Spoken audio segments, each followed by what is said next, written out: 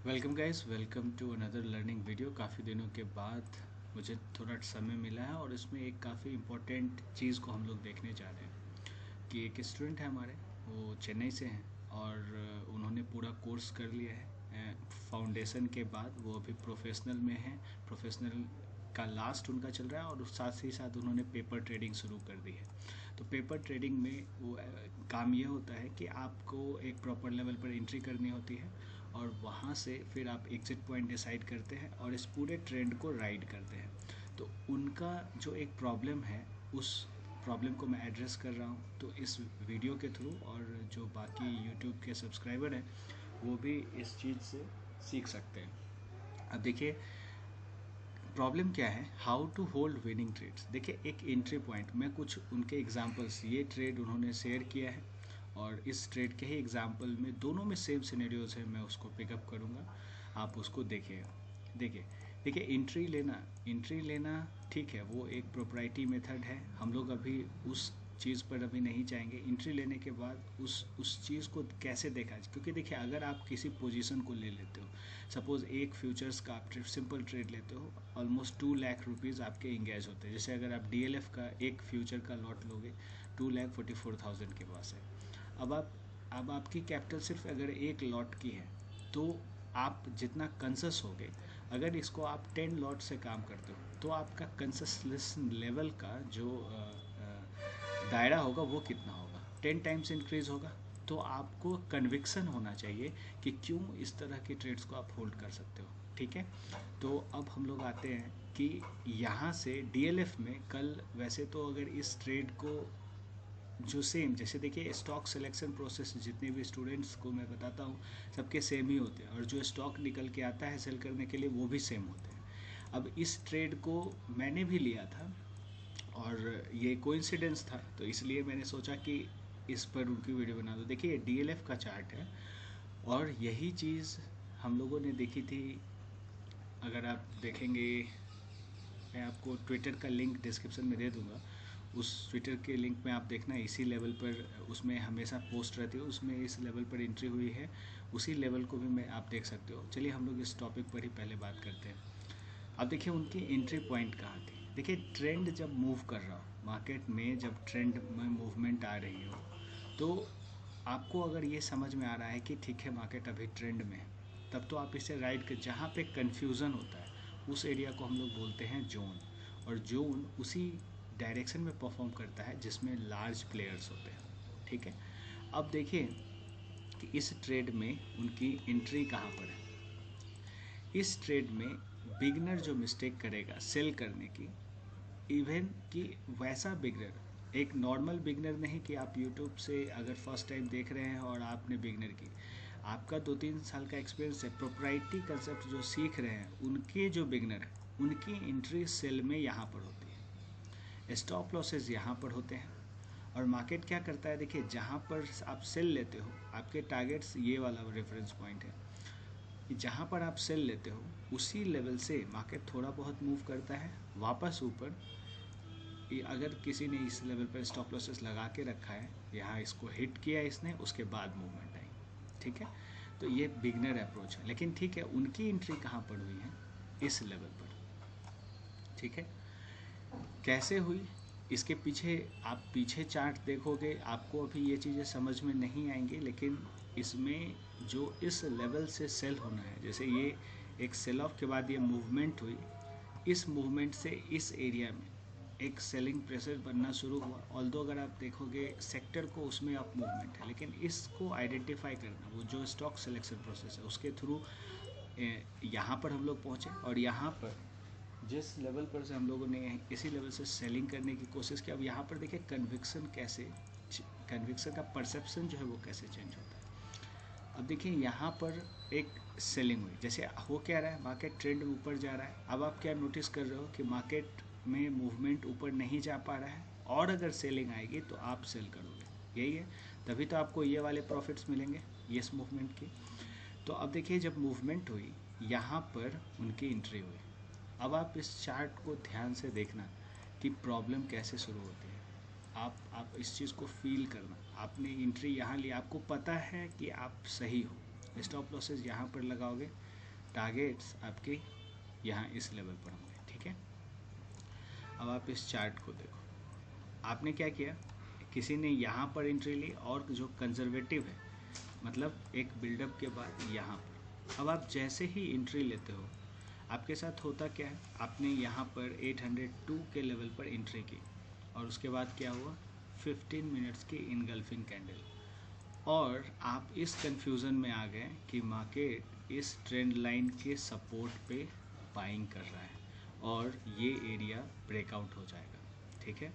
लेकिन उसके बाद आप देखिए कि क्या हुआ, यहाँ पर एक कैंडल की मूवमेंट रेड वाली और उसके बाद मार्केट नीचे।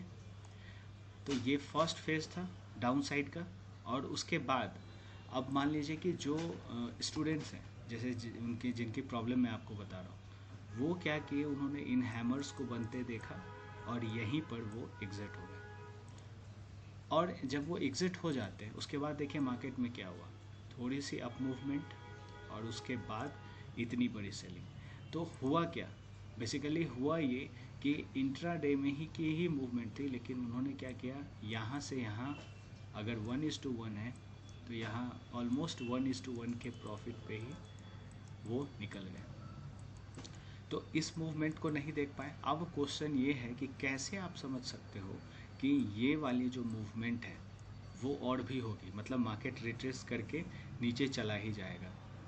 तो सबसे पहले ये इसके लिए आपको समझना होगा कि यहाँ से अगर सेल होगी तो क्यों होगी। अगर आप जो स्टूडेंट्स हैं आप जान रहे होंगे कि आप अगर इस एरिया पे फोकस करें तो आपको पता है कि ये प्लेयर रिस्पॉन्सिबल है इस रिट्रेसमेंट या फिर एक सेलिंग के लिए, ठीक है। जो स्टूडेंट्स हैं जिन्होंने जो प्रोफेशनल वीक में वो अच्छे से समझ पाएंगे।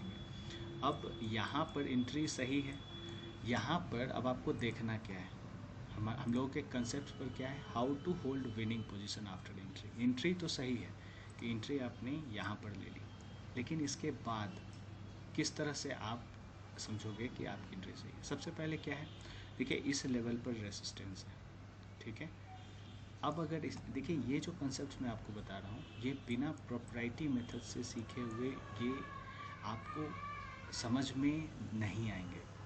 हाँ, एज ए लेमैन अगर आप इसे देख रहे हो, अगर एक एक चीज़ों को ध्यान से सुन रहे हो तो आपका एक जो कॉम्प्रिहेंसन डेवलप होगा, और इस चीज़ को जब आप कॉम्प्रिहेंड करोगे तो फिर आप लॉजिक समझ पाओगे, ठीक है।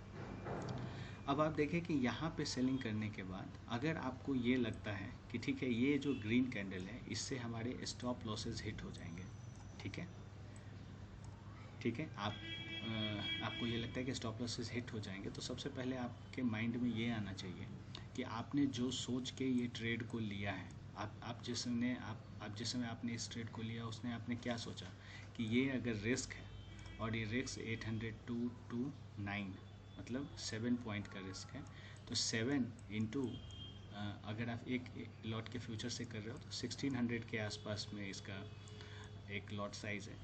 तो आपका जो रिस्क हुआ ऑलमोस्ट 9000 के पास हुआ, तो आप रेडी हो 9000 पे करने के लिए। आपको चाहिए कितना, तो आपकी सोच क्या थी कि इस लेवल तक मार्केट आएगा, ठीक है। तो आपने क्या सोचा, ऑलमोस्ट 14 पॉइंट्स आपको कवर करने हैं। तो आप या तो ये मूवमेंट हुई, आप अगर आप निकल जाते हो तो ठीक है, आप फियर के कारण निकले, तो आप या क्या कर सकते हो, 2 लॉट में काम करो। यहाँ पर आपको एक मूवमेंट दिखती है, अगर आपको ये डर लगता है तो एक लॉट से निकल जाओ, उसके स्टॉप लॉसेस को लगा लो और 315 330 तक आप राइड करो। 328 तक तो राइड कर ही सकते हो क्योंकि आप फ्यूचर्स के ट्रेड में हो।